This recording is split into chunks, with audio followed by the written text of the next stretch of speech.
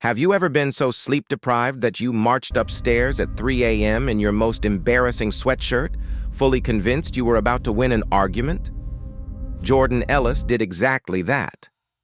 Here is what she didn't know. The man on the other side of that door was New York's most feared Mafia boss. He had been watching her for 8 months.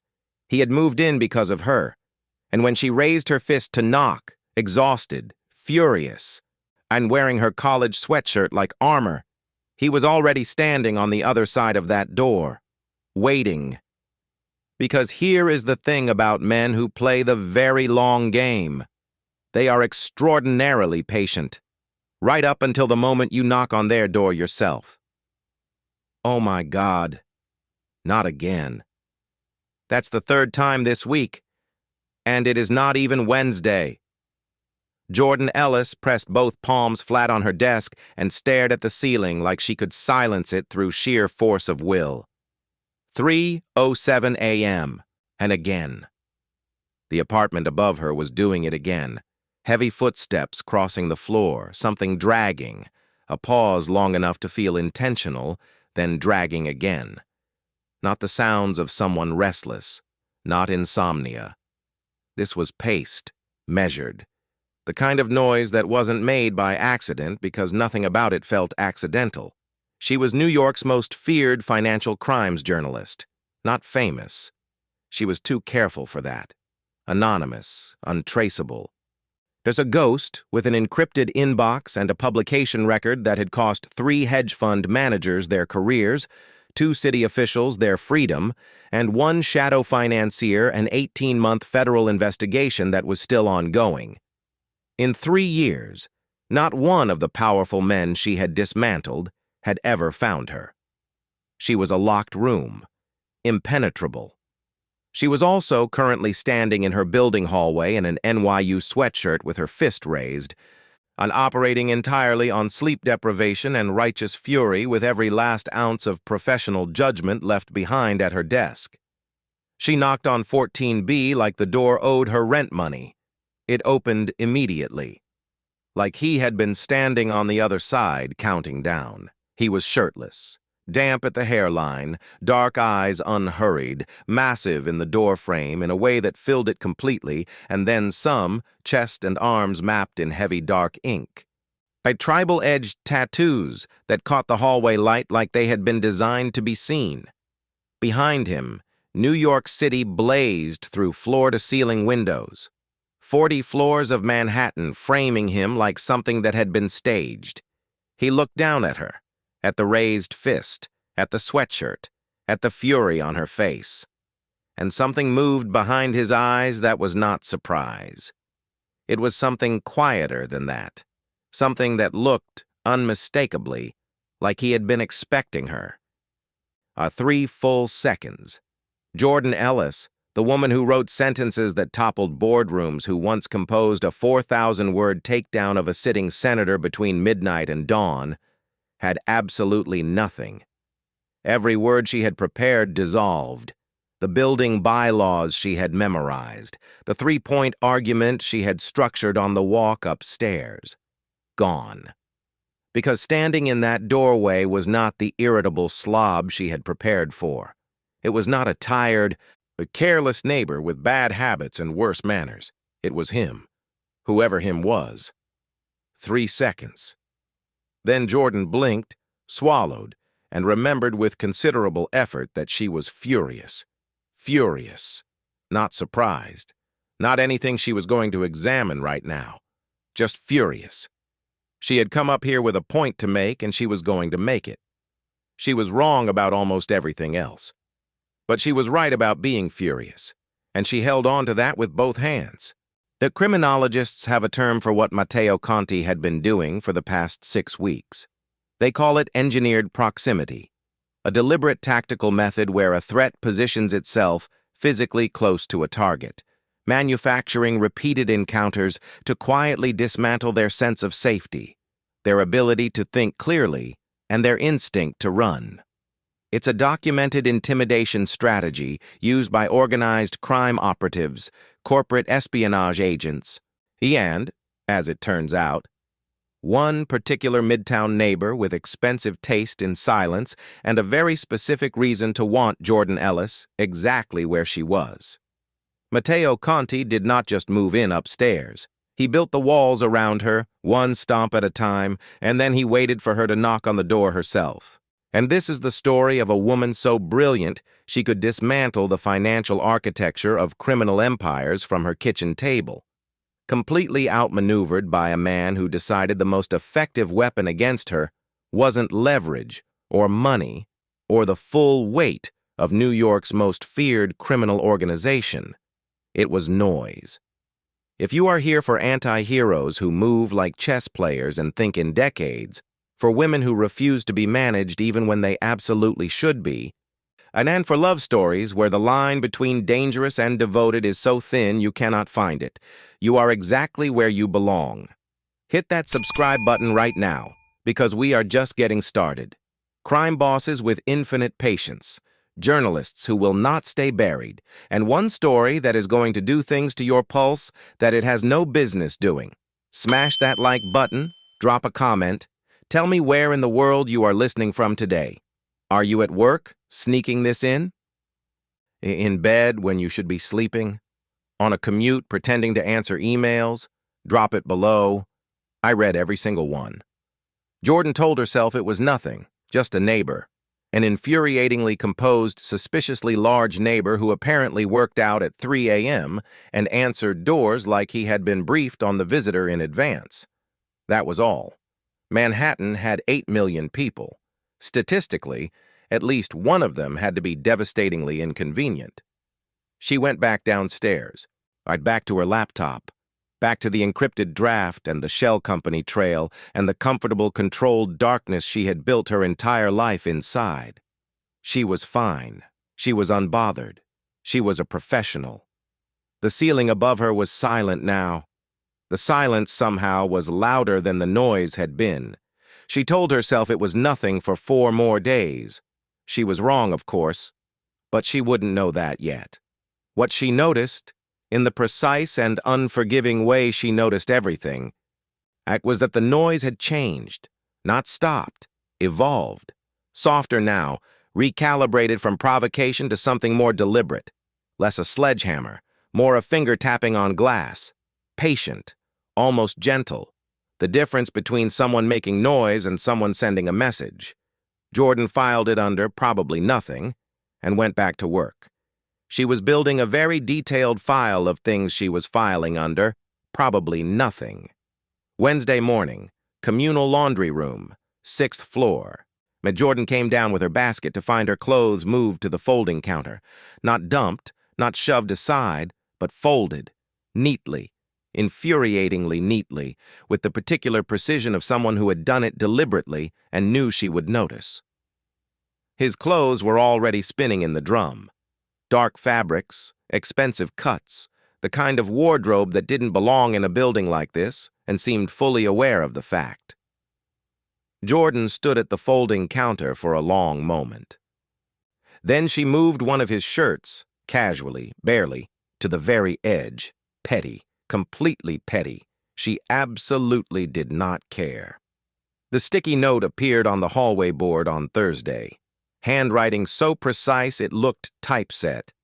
Residents are reminded to respect quiet hours per building policy, Section 4B. Jordan read it for 30 seconds. Then she uncapped her pen and wrote underneath in her neatest script, "Noted. Perhaps begin with yourself." It was gone the next morning. I replaced with a single word. Same immaculate handwriting. Noted. She laughed before she could stop herself. One short, involuntary sound, the laugh of someone who has been outmaneuvered by something genuinely funny and resents it deeply. She pressed her lips together. Walked back to her apartment. Spent the next 20 minutes being annoyed at herself for laughing, and another 10 being annoyed that the annoyance was taking this long. The lobby encounters started the same week. And he was always just arriving or just leaving. Never aggressive, never obvious, never anything she could reasonably call deliberate. Just there. At the elevator when she reached for the button. At the mailboxes on Tuesday. Once, memorably, in the corridor outside his door, fixing something in the door frame with his sleeves rolled to the elbow and his focus on the task until it wasn't, is until he looked up at exactly the wrong moment and held her gaze with the calm patience of a man who had all the time in the world and knew she was running out of it. Jordan started taking the stairs on the opposite side of the building. He switched which side he used for his evening run. She told herself she was imagining the pattern. She was not imagining the pattern. The first real conversation happened on a Friday. Both of them in the lobby, both carrying takeout. His bag had no logo on it, which in Manhattan meant it came from somewhere expensive enough not to need one. "You sleep better now?" he said. No preamble, no apology. Just that same dark, unhurried patience pointed directly at her. The audacity was genuinely impressive. "Remarkably, yes," Jordan said, matching his calm with everything she had. "Once the furniture-rearranging elephants upstairs called it a night." The corner of his mouth moved, almost a smile, almost an apology. "I'm committed to neither." "I'll keep that in mind," he said, and walked away. She stood in the lobby holding her Thai noodles with her pulse doing something completely unreasonable and her eyes doing something she immediately ordered them to stop doing, which was watching him go. Here's what behavioral psychologists call the Benjamin Franklin effect. The act of engaging with a person, even in opposition, even in irritation, creates a neurological bond. A conflict-based interaction makes the other person more real, more present, more cognitively sticky. Every exchange, however hostile, was quietly building a bridge Jordan had not agreed to cross. Matteo Conti knew this. Jordan Ellis did not. And that gap, that specific gap in awareness, was the most dangerous real estate in the building. Sunday, 3 a.m. The noise started again, softer than it had ever been, almost gentle, less a disruption than a reminder. The way a hand on a shoulder is different from a knock on a door. Jordan sat in the dark, with her cold coffee and her laptop closed, and the particular silence of a woman who has been paying attention to something she told herself she wasn't paying attention to. She looked at the ceiling. She thought about the way he had said, "I'll keep that in mind," like he was filing it next to everything else he already knew about her. She wasn't annoyed anymore. She was curious. That was, she understood with cold clarity, considerably more dangerous. Upstairs, Matteo Conti smiled at the ceiling and let her be. He had all the time in the world. He had, after all, planned for exactly this. The web had 4 anchor points. That was what Jordan called it in her notes, the web, because she didn't have a name for the entity at the center yet, only the shape of it. 4 shell companies. 2 registered in Delaware under holding names so generic they were practically invisible. A 1 in the Cayman Islands threaded through a defunct logistics firm and 1 buried beneath a real estate development company with a polished website, 0 press coverage, and financials structured with the particular elegance of someone who had been making money disappear for a very long time. 6 weeks into the trail, she was close. She could feel the architecture of it the way she always could at this stage, the point where the data stopped being noise and started being a map. She just needed the name at the center. She almost had it. Then Marcus went quiet. He was her most reliable SEC contact, cautious, precise, the kind of source who measured every word twice before sending it and never, in 4 years, had left a message unfinished. On a Tuesday, he stopped responding mid-exchange. Not rudely, not dramatically, just stopped. 4 days of silence. When he came back, the message was 3 words and an apology. "Can't talk about this one." "Sorry, Jordan." Appeared on a Thursday. A document in her hands. She filed it and kept working. The timestamp was harder to file. It appeared on a Thursday, a document in her local encrypted drive showing a last opened reading she had not generated. The file was 3 weeks old. She had not touched it since she archived it. She sat with that for a long time, running through every reasonable explanation with the systematic patience of a woman who had learned never to jump to conclusions before the data earned them. She had opened it and forgotten. She had misclicked. The system had run an auto-index and logged it incorrectly. She went through every option. She believed none of them. She filed it anyway. The third anomaly she could not file at all. It came from a source inside the FBI Financial Crimes Unit, a contact careful enough that they communicated exclusively through a protocol Jordan had spent 6 months building. The message was casual, conversational, buried inside an otherwise routine exchange like something mentioned in passing.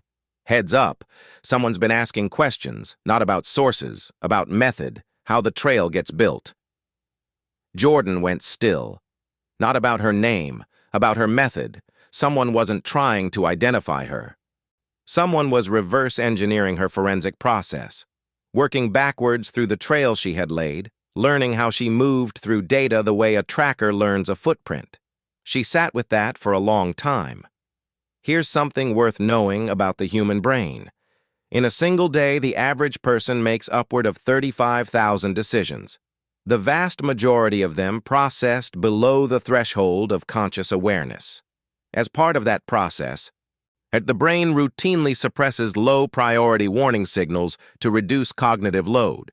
It is an elegant survival mechanism. It is also, in the wrong circumstances, the exact thing that gets you killed. Jordan's brain had been running that program for 2 weeks, logging anomalies, assigning them low priority, and filing them neatly under probably nothing while something very deliberate moved closer through the data, one careful step behind her. She ran his name on a Friday afternoon. Our forensic reflex. She ran every name that crossed her environment, a habit so ingrained it happened before she consciously decided to act on it. Matteo Conti. She typed it into 3 separate search environments and waited. The results were immaculate. A real estate development company, Conti Holdings, with a website that was expensive without being showy, no social media presence, no press, no philanthropic footprint, no interviews, no public filings beyond the legally mandatory minimum. The financials structured with just enough opacity to be legal and just enough precision to be intentional. Jordan knew from 3 years of forensics that wealthy people left trails. They couldn't help it. Money moved, and movement left marks. The complete absence of a trail was not neutrality. It was architecture. Someone had built that silence deliberately. She added his name to her mental file, told herself Manhattan was full of private men with reasons to stay quiet, and told herself it was coincidence. She was getting less convincing, even to herself. She noticed the building on the same Friday, as if a lens had been adjusted without her permission. The security panel beside every elevator, not unusual for a midtown high-rise except for the model, which was commercial grade, the kind installed in facilities that needed more than a doorbell. Just the cameras in the lobby angled with a precision that covered blind spots a standard residential setup would have left open. The doorman, friendly, professional, who had greeted Matteo Conti by name on the man's first day in the building, and who still, after 3 weeks, managed not to know Jordan's. She stood in the lobby and looked at all of it with the eyes she used for data. Then she went upstairs. Jordan closed her laptop at midnight, looked at the ceiling, listened. And the noise had been quiet for 3 nights. She had noticed its absence the first night and told herself she was relieved. The second night, she had noticed it again and said nothing, even to herself. The third night, tonight, she sat in the dark and understood, with the uncomfortable precision of a woman who made her living being honest about evidence, that she had been listening for it, not dreading it, listening for it. That was the most unsettling thing she had registered all week. And she had registered several unsettling things. 2 weeks in, they had developed a rhythm. It was the rhythm of 2 highly intelligent, deeply stubborn people who were pretending with great commitment not to be paying close attention to each other. Lobby nods. Brief, professionally neutral. the kind exchanged between adults who have an understanding. The one shared elevator ride on a Thursday, in which neither of them spoke, and both of them studied the floor numbers with an intensity those numbers had never earned. A second sticky note exchange that escalated to 3 rounds before stopping, apparently by the kind of mutual unspoken agreement that required no words, because both parties understood simultaneously that it was becoming something neither of them was prepared to name. Jordan told herself she had simply run out of things worth writing. The kitchen incident happened on a Tuesday. She was working at the counter, draft open, cold brew going warm beside her keyboard, the particular focused silence she needed the way other people needed oxygen. Mateo passed through without a word, the way he moved through rooms, like a man who owned the space without needing to announce it. He glanced at her screen once, didn't stop walking. "Your angle is wrong," he said, already halfway across the room. "Lead with the family, not the money. That's where the real story lives." Jordan looked up at the space he had just vacated. She looked back at her screen, read the headline, read the lead day, read the entire first section with the specific attention of someone stress-testing a structure they have been privately uncertain about for 3 days. She changed the angle. The piece sharpened immediately, the kind of immediate improvement that was almost offensive in how obvious it made the previous version's weakness. She sat with that for a moment, resented every word of the improved draft, saved it, kept working. She did not think about how he had known. She knocked on his door at 10 p.m. ostensibly about the building Wi-Fi, a reasonable, unremarkable pretext that she had prepared carefully and believed approximately 0% of herself. The truth was that something had been pulling at her for 2 days with the persistence of a loose thread. That and Jordan Ellis had never in her life been able to leave a loose thread alone. He opened the door with his sleeves rolled to the elbow, clearly mid-work, reading glasses pushed up on his forehead in a way that was, she noted and immediately declined to examine further, deeply inconvenient. "You've read my work," she said, not a question. "Some of it." "Which pieces?" He named 3. Without hesitation, without checking his phone, without the half-second pause of someone retrieving a memory, the smooth, immediate recall of someone who had read them recently and carefully. All 3 were her most consequential, the pieces that had cost the most, the ones she was proudest of and told no one about. He recited the publication dates. The Wi-Fi pretext evaporated completely. Jordan held his gaze and recalibrated in real time. Here is what neuroscience confirms about this exact moment. When the brain simultaneously registers attraction and threat from the same source, it generates a chemical response nearly indistinguishable from obsession. Elevated dopamine, suppressed serotonin, narrowed focus locked onto a single stimulus with a grip the rational mind cannot easily break. The brain, in these circumstances, is neurologically incapable of reliably distinguishing between falling for someone and being hunted by them. Both states feel, from the inside, almost identical. I pause. Not uncomfortable, not defensive pause. Not uncomfortable, not defensive. Just the particular silence of a man choosing his words with the care of someone who has very few to waste. "I know what you are," he said quietly. Different thing entirely. 4 feet of doorway between them. It felt like considerably less. Jordan was acutely aware of the hour, the low light, while the city humming 40 floors below, and the way his eyes stayed on hers, with a patience that she was beginning to find more genuinely unsettling than anything he had done at 3 a.m. Because the noise she could be angry about. This she didn't have a clean category for. "Good night," she said, because one of them had to. He said her name. Just her name. First time he had used it, quiet and unhurried, like something he had been holding in reserve. "Good night, Miss Jordan." She walked back down the corridor with her jaw set and her hands not entirely steady, and the specific focus of a woman concentrating very hard on her own footsteps. She opened her laptop at 11 p.m. and spent 3 hours running every piece of available intelligence on Conti Holdings. What she found was a masterwork of legal architecture, layers of legitimacy stacked with the precision of someone who understood exactly how regulators thought and had built his structures to answer every question before it was asked. Clean on the surface, hollow at the center. She had seen this before. She had been mapping this. The web, her investigation, 6 weeks of forensic trail, the shadow network she had been unraveling thread by careful thread. Different name, same fingerprints. But the room was very quiet.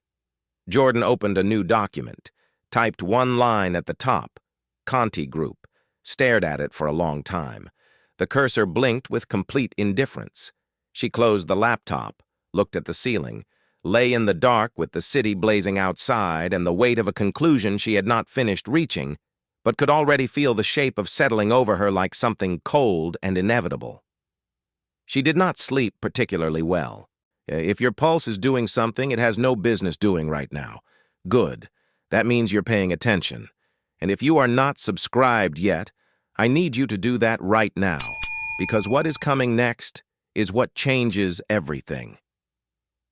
The moment Jordan stops running the investigation and realizes she is inside it, hit that subscribe button, ring the notification bell, and drop a comment below, because I want to know, are you Team Jordan? Or are you already somewhere you shouldn't be with Matteo Conti? Tell me everything. I'll be in the comments waiting. Thursday, late. Jordan came through the building's front entrance at 11:40 p.m., still half inside the conversation she'd been having with her editor over dinner. The piece, the timeline, the particular paragraph in the third section that wasn't landing yet and was going to keep her up regardless of everything else that was about to happen tonight. And her key was already in her hand. Her mind was already at her desk. She took the stairwell on the east side out of habit and rounded the landing on the 13th floor. She heard them before she saw them. 2 voices, 1 floor above.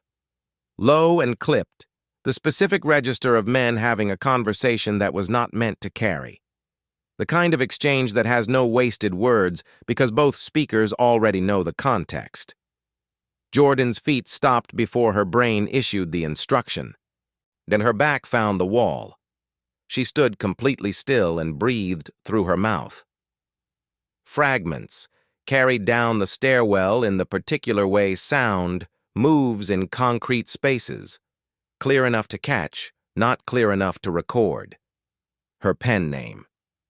She had used it on 7 published pieces and shared it with 4 people in the world. She heard it spoken by a voice she did not recognize with the flat familiarity of someone reading from a list.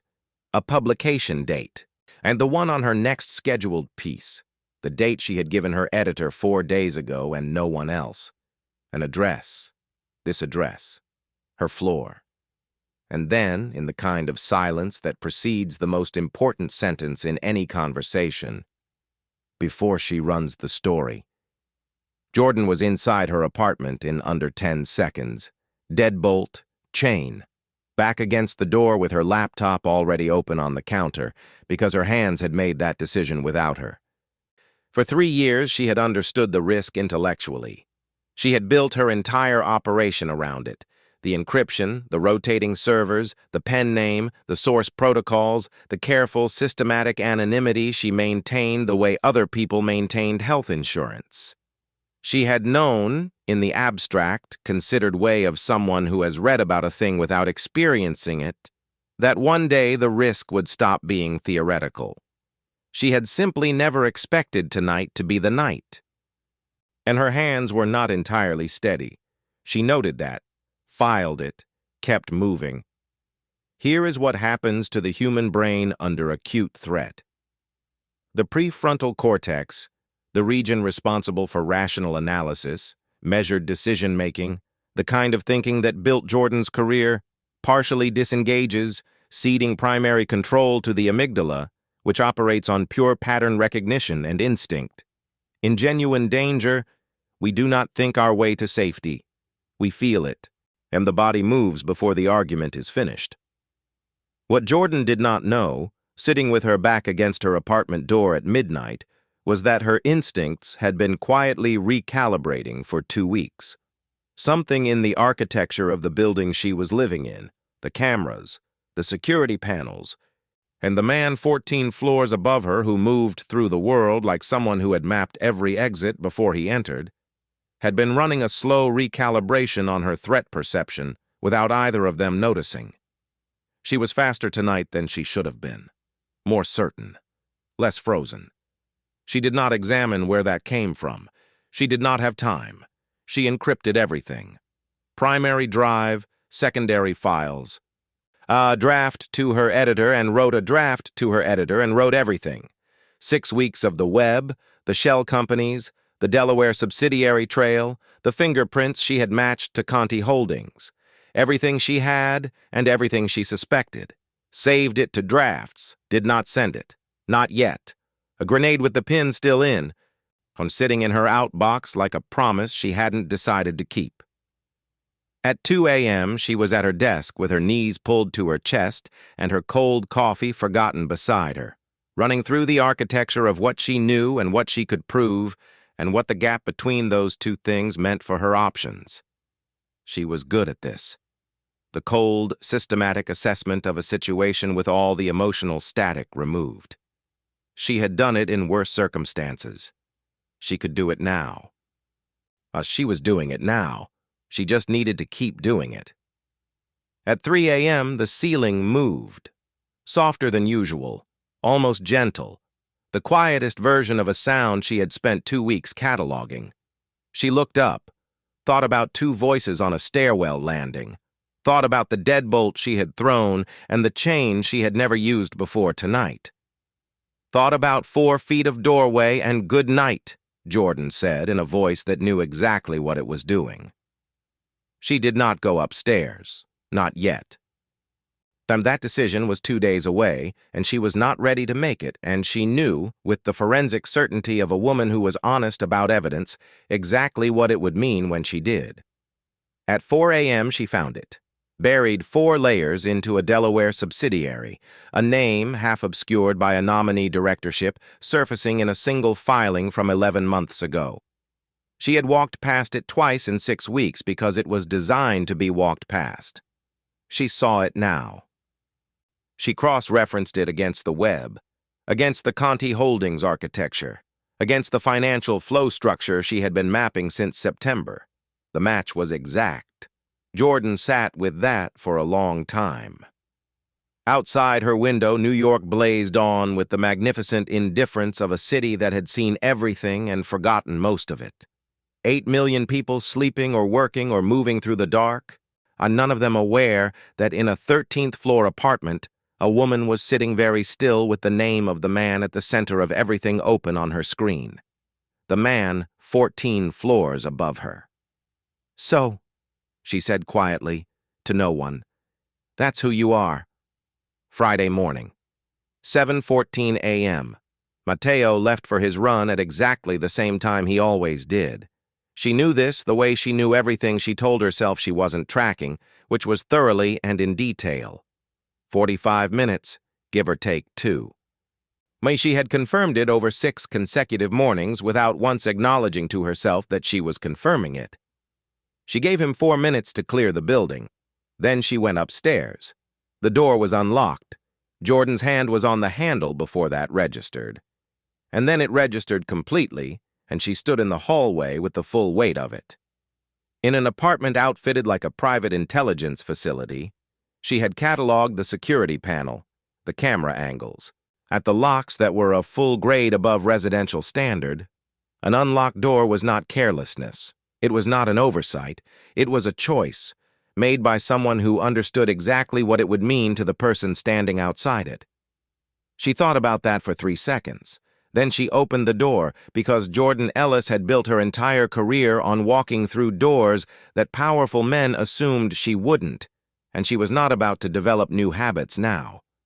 And the study was at the end of the East Corridor, the one door she had never been invited through, outside of which no one in the apartment ever lingered. Floor-to-ceiling shelves, books arranged with the organizational logic of someone who actually used them. A desk that cost more than 4 months of her rent, clean except for the items spread across its surface with the relaxed confidence of a man who had never once imagined unauthorized eyes reading them. Oh, Jordan looked at the desk and stopped breathing. Her own work, printed, annotated in red ink, not editorially, not critically, but forensically. The source trail she had spent weeks constructing and obscuring, somehow reconstructed in the margins in handwriting she didn't recognize. Notes she had never digitized, written by hand, living on a hard drive in her apartment, existing nowhere else, referenced in those same margins with details that should have been unreachable. A photograph, the paper clipped to the upper left corner of the stack. Her, outside the coffee shop on West 72nd, taken from across the street at an angle that suggested distance and intention. Dated 14 months ago. She was looking at her phone with the specific focus she recognized. She recognized the date from the expression on her own face. As the afternoon she had been verifying the shell company documents that started all of this. And beneath the photograph, I attached to a corporate registry printout with the particular architecture she had been mapping for 18 months. A name. Conti Group. The web. His web. The network she had been dismantling thread by thread from her kitchen table. The invisible financial infrastructure she had spent a year and a half pursuing through 4 jurisdictions and 7 layers of legal obscurity. She had been unraveling his organization from the apartment directly below him. He had known for 8 months. The noise. There are the lobby collisions, the laundry, the sticky notes, the takeout conversation, the way he said, "I know what you are like." It was the most straightforward sentence in the world. The unlocked door this morning, all of it constructed, deliberate, precise. A cage assembled one stomp at a time around a woman who had walked into it with her fist raised and her rehearsed speech ready and absolutely no idea she had been expected. Jordan photographed everything, fast, methodical, but printout, the flow charts. Her hands were printout, the flow charts. Her hands were steady. She noted that with some detachment. The rest of her was doing something she didn't have clean language for and wasn't going to examine until she was somewhere safe. She was almost at the door when she heard the elevator, 12 minutes early. She had the kettle running by the time he stepped off. In workout clothes, phone in hand, reading something with the downward focus of a man completing a thought. He looked up, looked at her. His eyes moved, briefly, almost imperceptibly, to the study door. Something crossed his face. Brief, controlled, leashed before she could fully name it. Gone in under a second. "You're up early," he said. "Couldn't sleep," she said. Both a lie. Both, in their own way, the most honest exchange they'd had. Yet he held her gaze for 3 seconds longer than a man with nothing to hide would need to. Then he moved past her toward his room, unhurried, and Jordan stood at the kitchen counter with both hands flat on the cold marble and breathed through the specific, clarifying terror of a woman who has located the exit and understood, with horrible precision, that she is not going to make it through it before everything changes. She was right. She had 48 hours. It would take a forensic team the better part of a day to decrypt. The photographs from the study, encrypted and routed through 3 separate servers to a buried archive that would take a forensic team the better part of a month to locate. Her draft to her editor, the full architecture of the web, the Conti Group connection, 18 months of work distilled into the most precise piece she had ever written, sitting in her outbox exactly where she had left it. And the pin still in. Not yet.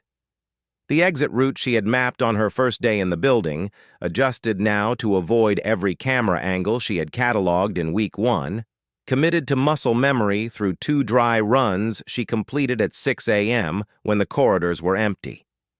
A note for the guest room counter, written in her cleanest handwriting. Thank you for the coffee. It was a good plan. Given what she knew, given what she had, and given the specific and uncomfortable geometry of her situation, it was the best plan available. She was packed by Thursday afternoon. The rival faction arrived Thursday evening. She heard the service door at 9:47 p.m. Not loudly, it was a sound that barely registered as a sound. A pressure change more than a noise, the kind of signal that bypasses the conscious mind entirely and goes straight to the part of the brain that has been paying attention to different things than you thought it was. Jordan was at her desk. She was standing up before she had finished processing why. Here is something that reads like instinct, but is actually neuroscience. The human body is capable of detecting the presence of another person in complete darkness through minute air displacement, thermal differential, and subsonic vibration, all operating below the threshold of conscious awareness. It is why certain people walk into a room and know before they look that something is wrong. A Special Forces unit spend months training to sharpen this capacity. Jordan had no training. What she had was 3 weeks of living inside a high-security environment with a man who treated threat awareness like a resting state, and whatever recalibration had happened to her perception in that time had happened quietly and completely and without her consent. Her body knew before she did. She was already moving. She did not go toward the exit. And the exit was on the same corridor as the service door, and some part of her had already run that calculation and rejected it. She went up. The stairwell on the west side, 2 at a time, not running, moving with the controlled speed of someone who understood that noise was its own kind of risk. She knocked on 14B, 3 times, fast. The door opened immediately. Mateo was already standing, not roused, not reactive, already up and positioned, and which meant he had heard something before she knocked, and had been moving toward the same conclusion from the other direction. He looked at her face. Read it in under a second. 1 phone call. Voice she had never heard him use. Low and flat and utterly without the texture of the man she had been living 14 floors below for 3 weeks. 2 words and a pause and then silence. What happened over the next 11 minutes Jordan witnessed from the doorway because he told her to stay there, and her body, still operating on the instinct that had carried her upstairs, agreed without argument. It was not chaos. That was the thing she had not been prepared for. Not the events themselves, but their texture. No raised voices, no visible urgency, no the hot, improvised energy of a situation being managed in real time. It was cold. Organized. And his people materializing from places she hadn't known they were stationed, moving through the building with the quiet coordination of a team that had rehearsed this, or something close enough to this, that the difference didn't matter. The threat, the men from the service corridor, intercepted, redirected, removed. No confrontation visible from the street, no one hurt. The entire operation concluded in 11 minutes and 40 seconds, with the penthouse returning to silence so complete it rang. And he had already run every scenario. He had simply been waiting for the one that arrived. When it was over, he turned around. Jordan was still in the doorway. She had not moved. She wasn't entirely sure she could have. The face he wore in that moment was not the neighbor's face. Not the composed, patient face of the man who had slid coffee across counters and left sticky notes and said her name once in the low light of a corridor like something he had been saving. It was not any of the faces she had cataloged in 3 weeks of careful, deniable observation. It was the real one, the one underneath all of it, the one that had been running every calculation, placing every piece, moving through 6 weeks of engineered proximity with the absolute unhurried certainty of a man who had decided on an outcome and was simply waiting for the board to catch up. She had spent weeks trying to locate that face. Now that she was looking directly at it, she understood. And with the cold and clarifying precision of a woman who was always honest about evidence, that she had made a significant error in her threat assessment. Not because he was more dangerous than she had calculated, because he wasn't protecting an asset. The understanding arrived without drama, without the fanfare of a revelation, just a quiet, irrevocable click of something settling into its true position. All of it. Every stomp, every cup of coffee, the unlocked door, the 12 minutes early. By the exit route he had quietly made impossible without her noticing. He is protecting me. New York blazed on below them, 40 floors of indifferent, magnificent city light that had seen everything and remembered nothing. Neither of them spoke. Neither of them moved. Neither of them needed to. 2 hours after the penthouse went quiet, they were on opposite ends of the same couch, not talking, not performing the pretense of doing anything else. Just sitting in the particular silence of two people who have been through something together and have not yet decided what to do with the fact that they went through it together. The city hummed 40 floors below. The room was dim. At some point, Jordan had put down the glass of water she didn't remember accepting and hadn't drunk, and that was the last deliberate thing either of them had done. The silence moved through uncomfortable. Kept going. Arrived somewhere that didn't have a clean name. The Mateo spoke first. Not because she asked. Not because she leveraged the photographs or threatened the outbox draft, or gave him any of the dozen openings she could have engineered if she had wanted to.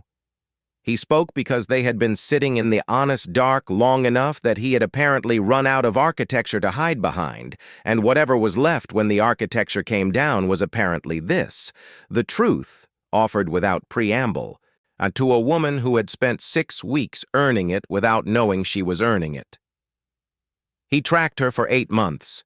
He found her the way she found everyone, through the work, through the forensic trail left by a mind that moved in patterns, through the particular signature of someone who thought in a specific and identifiable way.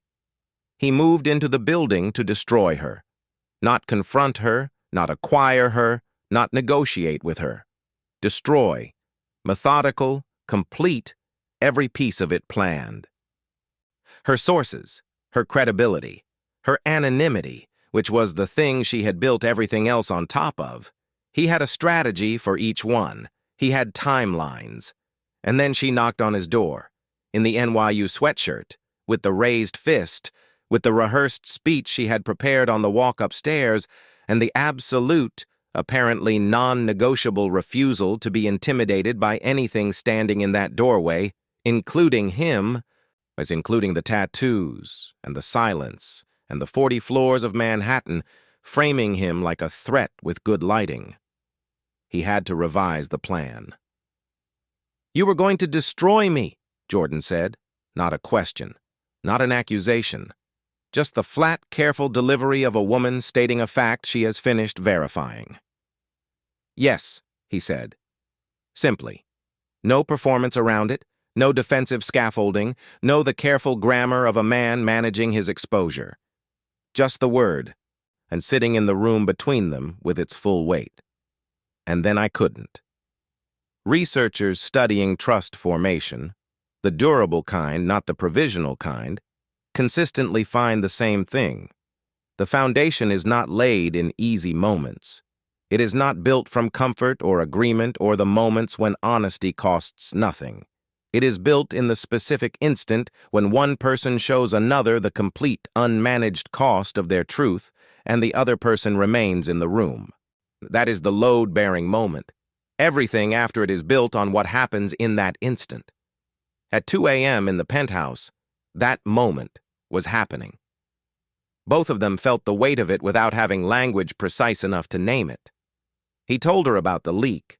3 weeks of knowing, handled quietly, the insider identified, the exposure contained, the rival faction that had used the 7-minute security window operating on information that would not reach them again. And he told her why he hadn't told her. Because you would have run. Yes, she said. And running would have put you directly in their path. Jordan sat with that. She located her anger. It was real. It was justified, the specific anger of a woman who has been managed even by someone who managed her toward safety rather than away from it. She held it, examined it with the same forensic patience she gave everything else, and found underneath it the running quiet and constant in one direction, regardless of what the surface was doing, something she had been aware of for weeks without once writing it down. She did not name it yet, but she stopped pretending it wasn't there. "The door," she said. "Friday morning. You left it unlocked." A pause that was not evasion. The pause of a man choosing the most accurate words. "You were always going to open it. I know how you work." "You left it unlocked on purpose." "I needed you to know," he said. Before I told you. I needed you to find it yourself." Jordan stood and walked to the window. New York blazed below. Indifferent, enormous, 8 million people deep, and not one of them aware that on the 40th floor a woman was standing in the dark, trying to locate the version of herself from 6 weeks ago who would have known exactly what to do with this information. She couldn't find her. That version of herself had not survived contact with Matteo Conti, and she was only now beginning to understand that this was not entirely a loss. "The noise," she said finally without turning around. "Every night. Deliberate." "Yes. You wanted me to come to your door." A beat of quiet, not hesitation, the specific silence of a man being precise. "I wanted to see if you would." She stood with the weight of that, the sheer patience of it, an entire situation engineered not to force her hand but to watch her choose, freely to walk toward him. There was something in that she had no clean professional category for, something that bypassed the forensic part of her brain entirely and landed somewhere less defended. "Good night, Matteo."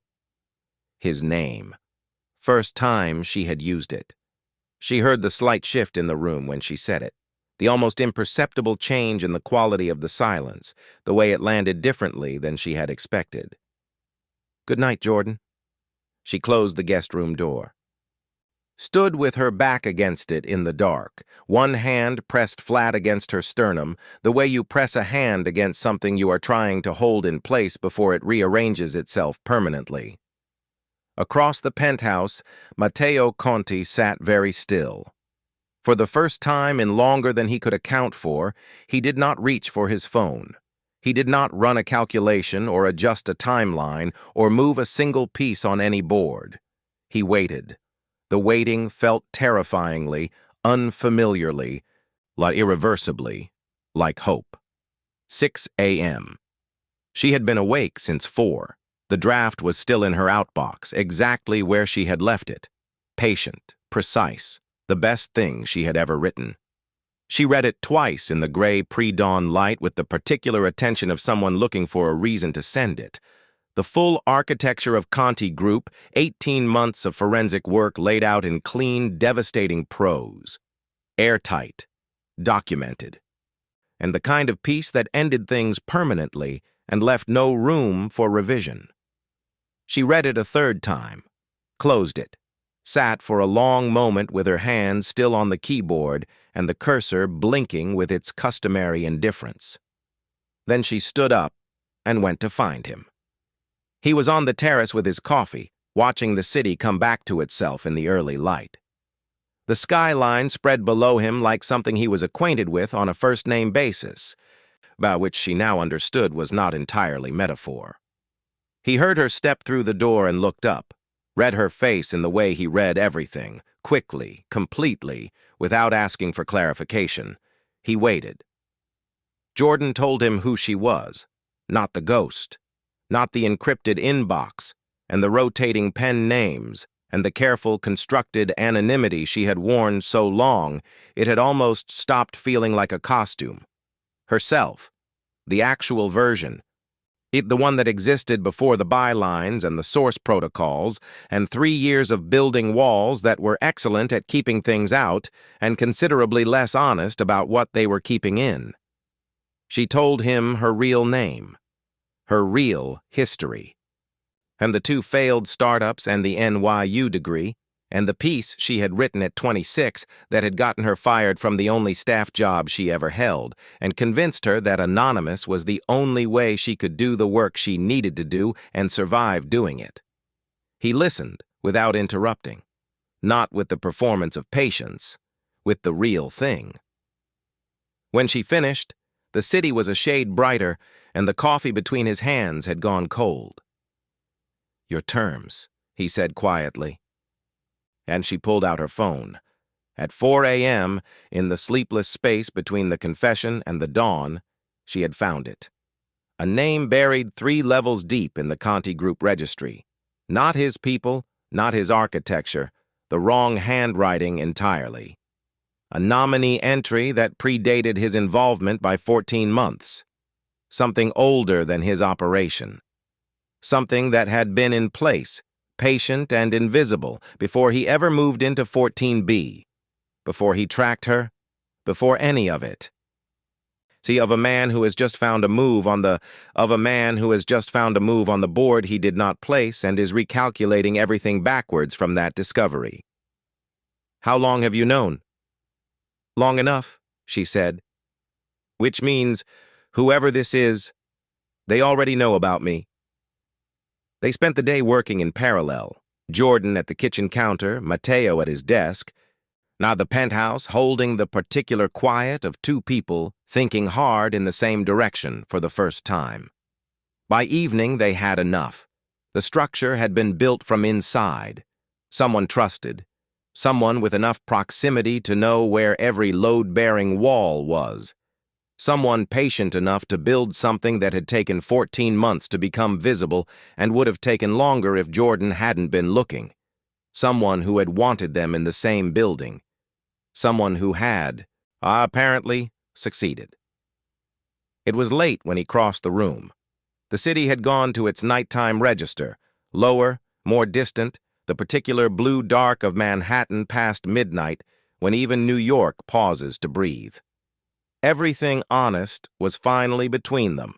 No architecture left standing on either side, and he crossed the room with the unhurried certainty of a man who has made a decision he intends to keep. He reached up and tucked a curl back from her face. Just that, and the gesture of a man who has run out of other ways to say something true and has stopped looking for them. She didn't step back.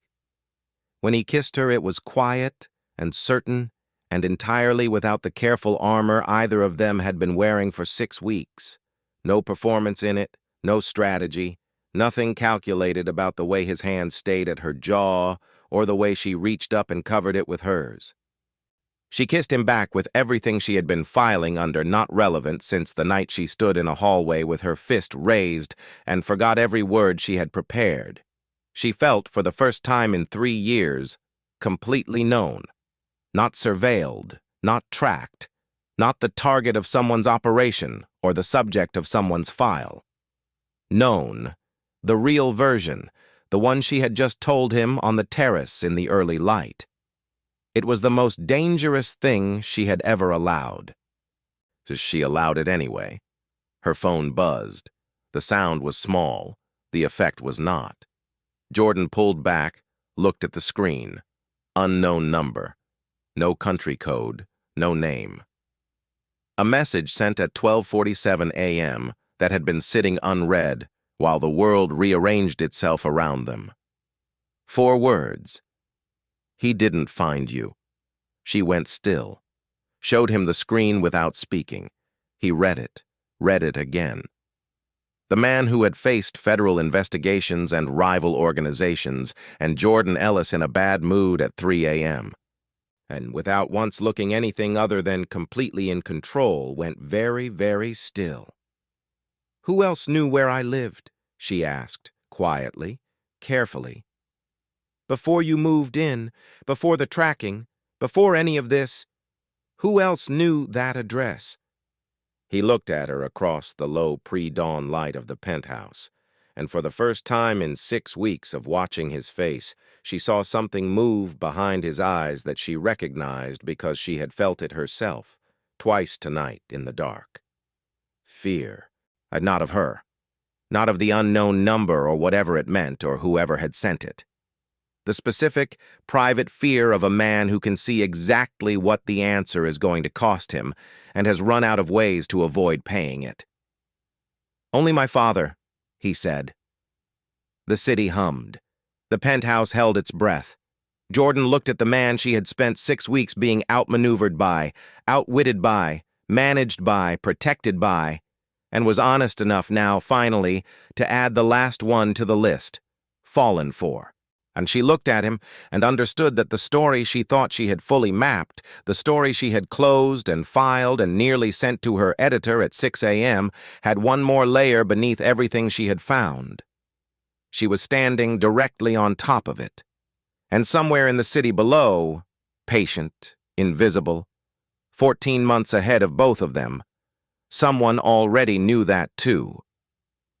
New York keeps its secrets in plain sight. The only question has ever been whether you're brave enough or reckless enough to look. Jordan Ellis had always been both. She just hadn't known, until now, that someone had been counting on exactly that. If you made it here, if you listened to everything, felt every shift, held your breath at every door, then you already know this story isn't finished. Jordan and Mateo are just getting started. The father, the name in the registry, the 14 months no one was supposed to find. It's all coming, but only if you're subscribed. Hit that button right now. Ring the bell so you don't miss the moment it drops. And then go to the comments and tell me, what was the line that got you? The moment you stopped being able to pretend you weren't invested? I read every single comment. I respond. I want to know. Because you didn't find this story by accident, and I don't think you're ready to walk away from it yet. Neither is Jordan.